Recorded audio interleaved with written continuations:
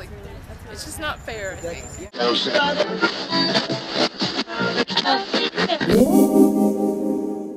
I use Bank of America. I use Wells Fargo. I'm actually part of a credit union, the New Mexico Educators. Bank of America. I don't use any. So I am here today with Michelle Peterson. Michelle, thank you for sitting with me. Thanks.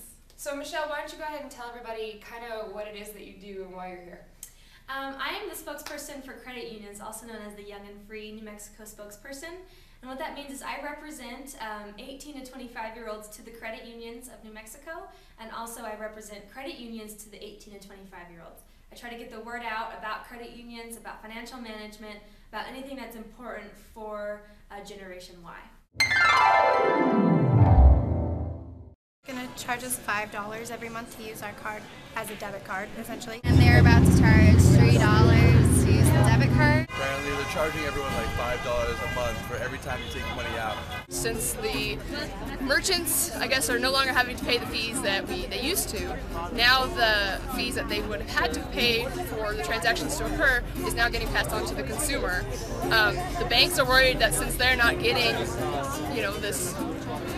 this chunk of money that they used to get from the merchants, they're now having to say, hey, look, you want to use my bank, you're going to have to pay this fee so that we can still keep the same profits. And hey, why not actually make more profits off of it? Would you mind talking a little bit about what you know about the debit card fees issue that's going on right now? So a lot of the big banks in the nation are charging for the debit card fee. And what this means is just by having a debit card and using it, you're going to be charged at least $5 a month. Wells Fargo is doing this, Bank of America is doing this, Citibank is doing this. These are big banks that are after your money. And even though it may not seem like a lot, $5 is a big deal. Like you were saying, even if you only use your debit card once a month and you bought like something for $2, that makes it $7. And that's your money. You shouldn't have to be spending it. Or you shouldn't have to be charged to be putting your money in your bank. Cancel your bank service, you don't need it. I can either keep my debit card and pay that fee and give up more than a quarter of the income I already give up to the federal government, or I can give up my debit card and just pay cash. I don't want to have to carry around cash. Like, I'm a girl, I don't feel safe carrying cash all the time because if I get robbed, then my money's gone. So I'm honestly kind of considering switching banks, but I don't know who I'd switch to, and it's like a stress I don't want to deal with. So, just from your perspective, what are some things that people can do about this? Well, definitely, if you don't want to be charged to use your debit card, there's an option for you. You can do something about it, and you can join a credit union.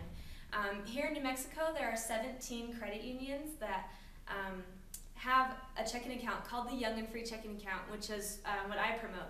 And this checking account has things that cater to 18 to 25-year-olds. So there's things like no minimum balance, no monthly fee, and best of all, and most important of all, no debit card fee. So you can have a debit card and not be charged for it, and keep that money so you can spend it on something else or save that money.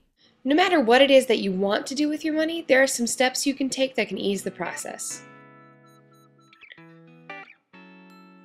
Number 1, open up a new bank account with a small deposit. This will make it easier for you to transfer the money electronically. Make a list of all the payments and deposits that are scheduled to go in to keep yourself organized. Go ahead, if you have direct deposit, and ask your employer to reroute the paychecks to your new account. Ask what date this is going to start happening. Once you know the date of your direct deposits, also transfer all of your bill pay and stuff to your new account. Make sure to find out the date for that. Leave a little bit of money in your old account just to cover any overlap that might be going on. Once you're sure that everything's taken care of, then you can go ahead and transfer all the money from your old account into your new account. Once the transfer clears, then go ahead and take any steps you need to close out your old account with your bank. This is your money that the banks are trying to play with, and you don't have to take it. There are options. That's it for this week. So go ahead, subscribe, share, comment, do what you do, and I'll see you guys next Wednesday.